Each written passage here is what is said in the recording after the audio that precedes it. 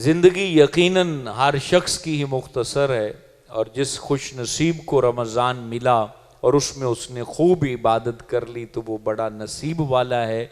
اگلا رمضان کس کو ملتا ہے یہ کسی کو کوئی خبر نہیں ہے۔ اور پھر بالخصوص رمضان کریم مسجد کے اندر جلدی آ جانا، اللہ تعالیٰ کی رحمتوں کو چھما چھم برستا پانا اور اپنے نامہ اعمال کو نیکیوں سے لبالب کروانا، یہ بڑے سعادت کی بات ہوتی ہے۔ ورنہ کائنات انسانوں سے بھری پڑی ہے، اگر تمام لوگ مسجدوں میں آ جائیں تو شاید مسجدوں کی صفیں کم پڑ جائیں، لیکن یہ خوش نصیبی اور سعادت مندی اللہ تعالیٰ گنے چنے لوگوں کو عطا کرتا ہے، اور اس پر ہم اللہ کا شکر ادا کرتے ہیں کہ اللہ نے ایک بار پھر ہمیں جمعہ کی نماز اول وقت مسجد میں آنے کی توفیق عطا فرمائے۔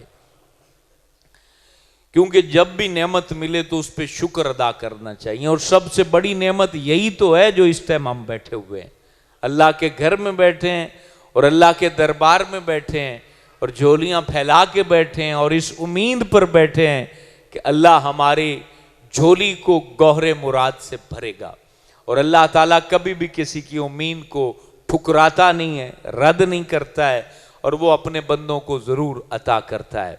آج کے جمعہ میں جو ہم نے موضوع کا انتخاب کیا، ویسے تو انبیاء کرام علیہ السلام کے تذکار خیر جو ہیں وہ تقریباً 9-10 ماہ سے مسجد صدیق اکبر میں ان ٹاپک پر گفتگو ہو رہی ہے، لیکن رمضان میں ظاہر سی بات ہے ایک بڑی تعداد میں احباب مسجدوں میں آتے ہیں، تو کچھ ایسے موضوعات جن کی ہمیں فی الفور ضرورت ہے، تو اس میں سے ایک غیبت کے حوالے سے آج کی گفتگو آپ کے سامنے پیش کی جائے گی۔ غیبت کیا ہے اور قرآن و حدیث ہمیں اس بارے میں کیا تعلیمات ارشاد فرماتا ہے، اور اس ایک ناسور نے اور اس ایک گناہ نے ہماری زندگیوں کو، فیملی سسٹم کو، معاشرتی سسٹم کو، سیاسی اور سماجی نظام کو کس طریقے سے تباہ کیا ہے، وہ ساری گفتگو آج آپ بیان میں سن سکیں گے۔ اللہ رب العالمین کا سب سے پہلے فرمان جو سورہ حجرات میں موجود ہے، اللہ فرماتا ہے وَلَا يَغْتَبْ بَعْضُكُمْ بَعْضًا، یہ اللہ کا فرمان ہے کہ اے مسلمانوں ایک دوسرے کی غیبت نہ کرو۔ پھر نبی پاک علیہ السلام سے سمجھیے کہ حضور پاک نے غیبت کی تشریح، تفسیر اور تعریف کیا فرمائی ہے۔ نبی پاک علیہ السلام تشریف فرما تھے، صحابہ بھی موجود تھے، کیونکہ جب اللہ کا کوئی فرمان آتا تو پھر حضور خود اس کو سمجھایا کرتے تھے۔ تو نبی پاک نے پھر فرمایا کہ میرے صحابہ تمہیں اس بات کا ادراک اور علم ہے کہ غیبت کس کو کہتے ہیں؟ جو اللہ نے تمہیں منع کیا ہے کہ ایک دوسرے کی غیبت نہ کرنا، تو آیا تمہیں اس بات کا علم شعور ہے کہ یہ غیبت ہوتی کیا ہے؟ تو صحابہ کرام کی ایک عادت تھی، یا میں آپ کو ایک اور پہلو بتا دوں مجلس مصطفیٰ کریم کا، کہ اگر حضور پاک یہ پوچھ لینا کہ تمہیں پتہ ہے کہ اس وقت کیا ہے، یعنی دن ہے کہ رات ہے، حالانکہ دن کے وقت پوچھا جا رہا ہے نا، تو جب سوالیہ نشان کے ساتھ حضور پاک کوئی بات کہیں تو صحابہ کرام آگے سے پتہ کیا جواب دیتے تھے؟ صحابہ کہتے تھے اللہ اور اللہ کے رسول بہتر جانتے ہیں۔ اندازہ لگائیں، فٹ سے جواب نہیں دیتے تھے، یہ کہتے تھے کہ اللہ اور اللہ کے رسول جو ہیں وہ بہتر جانتے تھے۔ جیسے آج کل جو ہے ہماری عادت ہے کہ ہم اپنے بڑوں کو فی الفور جو ہے وہ رپلائی کرتے ہیں، تو یہ انداز جو ہے وہ صحابہ کا نہیں ہے، بلکہ آپ پہلے خاموش رہیں، بات کو سمجھیں، اور پھر یہ سمجھیں کہ بندہ سوال کیوں کر رہا ہے۔ ہو سکتا ہے وہ تمہیں کوئی نالج دینے کے لیے سوال کر رہا ہو، جب آپ نے اپنے چھلکتے پیالے کا اظہار کر دیا تو پھر اگلا خاموش ہو جاتا ہے، میاں آئندہ تو برتن ویسے بانڈا بھرا ہوا ہے، انہوں میں کی دساں۔ ہو سکتا ہے کہ آپ کے علم سے بڑھ کر کوئی اور نئی بات وہ آپ کو بتا دیں، تو ایسے مواقع پر کہ جب کوئی صاحب علم یا آپ کا دادا بزرگ کوئی والد صاحب کوئی بات بتانے لگے تو اس کا جواب نہ دیں اور کوشش کریں وہ آپ کو کوئی اور نئی بات بتائیں، یہ انداز ہمیں سکھایا گیا ہے۔ تو جب ہم جو ہے وہ اپنے آپ کو اظہار کرتے ہیں کہ ہمارے پاس بہت علم ہے، تو پھر بہت ساری جگہوں کا علم جو ہے وہ ہم سے رک جاتا ہے، ٹھہر جاتا ہے. اس لیے کوشش کریں صبر سے سنیں اور علم میں اضافہ کرنے کی کوشش کریں. جو صحابہ نے ہمیں بتایا، تو صحابہ کرام نے آگے سے کیا رپلائی کیا کہ اللہ اور اللہ کے رسول بہتر جانتے ہیں. تو پھر نبی پاک نے ارشاد فرمایا، لوگو وہ بات جو تم اپنے بھائی کی غیر موجودگی میں تذکرہ کرتے ہو، اگر اس کے سامنے کی جائے اور اس کو وہ بات بری لگے، اس شرط کے ساتھ کہ وہ بات اس کے اندر پائی جاتی ہو، تو پھر یہ غیبت ہے. اگر وہ بات اس کے اندر نہ پائی جاتی ہو اور پھر وہ ناپسندیدہ بات غیر موجودگی میں کی، تو فرمایا وہ بہتان ہے، اور بہتان غیبت سے بڑا گناہ ہے. آج میرے دوستو، ہمارے خاندانی نظام میں، ہماری مارکیٹوں میں، ہمارے دوستانہ رویوں میں، ہمارے جو ہے نا وہ رشتوں کے نظام میں یہ چیز آج کوٹ کوٹ کے شیطان نے بھر دی ہے. ہم غیبت کے بغیر اپنی کوئی مجلس نہیں جانے دیتے، غیبت کے بغیر اب کوئی گھر باقی نہیں رہا. غیبت کرنے کو جو ہے وہ لوگ لذت کے ساتھ اس گناہ کو محسوس کرتے ہیں. غیبت کی وجہ سے آج طلاقوں کا ریشو بڑھتا چلا جا رہا ہے. غیبت کی وجہ سے آج جو ہے وہ کئی گھروں میں ایسی لڑائیاں برپا ہوتی ہیں جو قتل و غارت تک پہنچ جاتی ہیں. غیبت کرنے والا مرد ہو یا غیبت کرنے والی عورت ہو، دونوں کے اوپر اللہ رسول نے لعنت فرمائی ہے. غیبت جہاں ہوتی ہے وہاں رحمت کے فرشتے اٹھ کے چلے جاتے ہیں. اب آپ اندازہ لگائیں، حضرت ابراہیم بن ادم، یہ بہت بڑے ولی اللہ گزرے ہیں، ایک دفعہ ایک جگہ پر تشریف لے گئے، لوگ وہاں غیبت کر رہے تھے تو وہاں سے اٹھ کے آپ چلے گئے. آپ نے کہا میں ایسی محفل میں نہیں بیٹھنا چاہتا جہاں پر غیبت ہو رہی ہو. تو میرے دوستو، حضور فخر عالم کی حدیث مبارکہ سنتے جائیے اور اپنے آپ کو بھی سرچ کرتے جائیے کہ آیا یہ گناہ، یعنی اپنے بھائیوں بہنوں، بلکہ یہاں تک کہ بعض لوگ ماں باپ کی بھی غیبت کرنے سے نہیں رکتے، یعنی ماں باپ کی بھی غیبت کر گزرتے ہیں، بڑے بھائی کی، چھوٹے بھائی کی، اپنے ماموں کی، چچا کی، خونی رشتوں کی غیبتیں کرتے چلے جاتے ہیں. اور اسی انداز سے وہ بد نصیب عورتیں جو اپنے مرد کی غیبت کرتی ہیں اور وہ مرد جو اپنی بیوی کی غیبت کرتا ہے، تو مجھے بتائیے جہاں میاں بیوی ایک دوسرے کی غیبت کر رہے ہوں ان گھروں پر اللہ کی رحمت کہاں سے برسے؟ حالانکہ جہاں غیبت ہوتی ہے وہاں رحمت خدا بندی نہیں برسا کرتے. اپنے آپ کو سمجھائیے اور اپنے آپ کو منوائیے کہ خود بھی غیبت سے بچنا ہے، اپنے بچوں کو بھی بچانا ہے. کئی لوگ ایسے ہیں کہ وہ اپنے بچوں کے سامنے اپنے بڑوں کی غیبت کرتے ہیں. مجھے یہ بتائیں، جو بندہ اپنے بچوں کے سامنے اپنے بڑوں کی غیبت کر رہا ہو تو اس کے بچے اس کے حق میں کیسے فرما بردار اور صاحب ادب بنیں گے؟ اس کو پتہ ہے کہ یہ بندہ تو اپنے باپ کو نہیں معاف کر رہا، یعنی جب پوتا سنے گا کہ میرے دادے کی غیبت ہو رہی ہے تو وہ اپنے والد کی کہاں سے عزت کرے گا؟ جہاں پر پتا ہو کہ جناب میری دادی کی غیبت میری ماما کر رہی ہے تو وہ بچے کہاں سے اپنی ماں کی عزت کریں گے؟ تو یہاں آپ نے یہ کہا گیا ہے کہ قرب قیامت میں لوگوں پر ایسا وقت آئے گا کہ وہ اپنے بڑوں کا تذکرہ برائی کے ساتھ کیا کریں گے، اور وہ آ چکا ہے. ساڈے وڈکیاں ساڈے آستے کیتا کی ہے، یہ تذکرہ آپ کو ہر جگہ ملے گا. تو بڑوں کا ذکر ہمیشہ ادب سے کیا جاتا ہے. اگر ان میں کوئی خامی رہ گئی ہے تو اللہ سے دعا کریں، اللہ آپ کو توفیق دے اور آپ اس خامی کو پورا کر لیں. تو غیبت کرنے سے کون سی خامی پوری ہو جاتی ہے؟ اگر آپ کے والد نے کوئی نقصان پہنچایا تھا تو اپنے والد کی برائی کرنے کے بجائے خود کو اتنا اچھا کرو کہ اس نقصان کا ازالہ تمہارا وجود کر سکے. اپنے آپ کو آگے بڑھاؤ.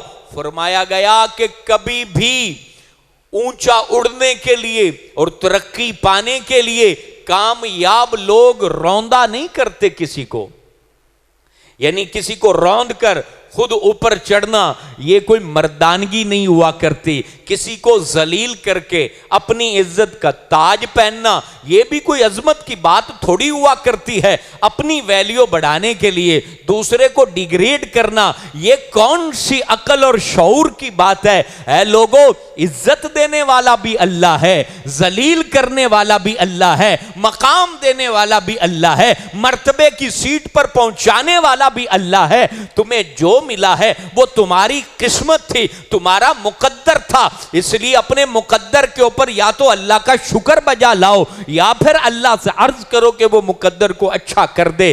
لوگوں کو ذلیل کرنے سے مقدر ثمرہ نہیں کرتے، لوگوں کی غیبتیں کرنے سے کبھی مقام ملا نہیں کرتا، لوگوں کی برائیاں کرنے سے کبھی سینوں میں اجالے آیا نہیں کرتے، لوگوں کے لیے برا سوچنے سے کبھی عقل و فکر کے اندر نور آیا نہیں کرتا. کبھی بھی وہ شخص جو ہے عروج کو نہیں پہنچ سکتا جو لوگوں کے پیدار پہ ہوتا ہے، جو لوگوں کو عزت دیتا ہے. تو اللہ رب العالمین بھی اس کو ذرے سے اٹھا کر جو ہے وہ خوبصورت چمکتا ستارہ بنا دیتا ہے.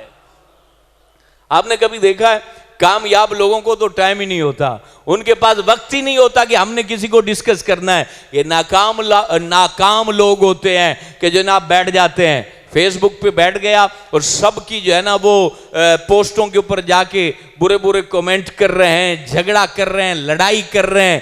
کیا مل رہا ہے؟ اس وقت میں بزنس کر، اس وقت میں نالج حاصل کر، اس وقت میں ہنر حاصل کر، اس وقت میں باشعور لوگوں کی بات سن تاکہ تو ترقی کرے، تو بلندی کو جائے. تو کہہ رہا ہے وہ بھی برا ہے، وہ بھی برا ہے، یہ بھی برا ہے. کسی نے خوب بات کہی، جب تم انگلی اس طریقے سے کرتے ہو کہ وہ برا ہے تو یہ ساری 3 انگلیاں جو ہے کم از کم وہ تمہاری طرف آ رہی ہوتی ہیں کہ اگر وہ ایک گناہ برا ہے تو تو 3 گنا برا ہے. کیونکہ تجھے اللہ نے یہ ڈیوٹی دی نہیں کہ کسی کی برائی کو تذکروں میں لا، کسی کی برائی کے اوپر تو جو ہے وہ واویلا مچا. کیونکہ اللہ نے تو تجھے حکم دیا ہے تیرا باطن سمرے، تیری فکر سمرے، تو بزنس میں ترقی کر، تو بڑے گھر بنا، اچھی گاڑی خرید، اپنی اولاد کو ترقی کروا. یہ اللہ نے کہاں سے تمہیں دے دیا؟ یا تم نے سمجھ لیا کہ اس کی برائی کو تو نے ڈھول بجانا ہے، اس کی برائی کے اوپر تو نے جو ہے وہ یہ کچھ کرنا ہے؟ نہ، یہ بے سکونی کا ذریعہ، بے آرامی کا ذریعہ، پروپاگنڈا کرنے والا، عقل و شعور سے خالی کر دیا جاتا ہے، حکمت سے محروم کر دیا جاتا ہے. اور جو بھی سازشی عناصر ہوتے ہیں ان کے پاس جو ہے مال بھی بے برکتی والا ہوتا ہے، عزت سے وہ محروم رہتے ہیں. اور جو لوگ جوڑنے والے ہوتے ہیں اللہ انہیں یہاں بھی عزت دیتا ہے، قیامت کو بھی عزت عطا کرے گا. یہ وہ بات ہے، یاد رکھیں. پھر غیبت ایسا گناہ ہے جس میں ملا، مولوی، حاجی، نمازی، قاری، پیر، فقیر، مرید یہ سارے برابر شریک ہیں. ادھر سے جناب وہ پیر صاحب ہاتھ چموا رہے ہوں گے، ادھر اپنے 10 مریدوں کی غیبتیں کر رہے ہوں گے. نہ اس واری جی انہوں نے کول گئے تو نہ اس واری تو کوئی نظرانہ ہی کو نہیں دیتا. اور اسی طرح مولانا لوگ جو ہے نا وہاں محفل پہ گئے جی، انہوں نے تو فیس پوری نہیں دی. نعت خان جی وہاں نعت پڑی، وہاں تو جناب وہ بڑے بے عجیب قسم کے لوگ تھے. اسی طریقے سے بزنس مین اپنے ہر گاہک کے سامنے غیبت کرتا ہے. اوندی دکان تے نہ جانا ہوندا، سودا بڑا خراب ہے میرے کول، ماشاءاللہ میں لندن تو منگوا کے سودا رکھا ہوا ہے. یہ نہیں پتا کہ اس نے نمبر 1 کیا 10 نمبر جو ہے نا وہ پرانی چیز رکھی ہوئی ہے. تو غیبتیں کرنے والے کسی کا رزق روک نہیں سکتے. لوہے محفوظ پر اللہ کا قلم چلا اور رب کے قلم نے ہر بندے کے لیے رزق کی فراوانی یا رزق کی تنگی یا عزت کی زندگی یا ذلت کے لمحے اللہ کا قلم لکھ چکا. اب اللہ کے قلم کو کوئی مٹانے والا نہیں ہے. اللہ جو چاہتا ہے لکھتا ہے، اللہ جو چاہتا ہے مٹاتا ہے. اللہ کو کوئی سمجھانے والا نہیں، اللہ پہ کوئی روب ڈالنے والا نہیں. لہذا یہ آدھی چھٹانگ کی زبان کو قابو میں رکھ. تو مقدر بدلنے والا نہیں ہے. کہیں ایسا نہ ہو کسی کی روزی روٹی روکتے روکتے اپنی رکوا کے بیٹھ جائے. اپنے آپ کو سمجھا، خواتین بھی اور مرد بھی. اور اس وقت سے ڈرے ہم لوگ کہ جب نبی پاک علیہ السلام بیٹھے تھے اور حضور پاک نے پتہ کیا فرمایا؟ آپ نے ارشاد فرمایا تمہیں پتہ ہے غریب کون ہے؟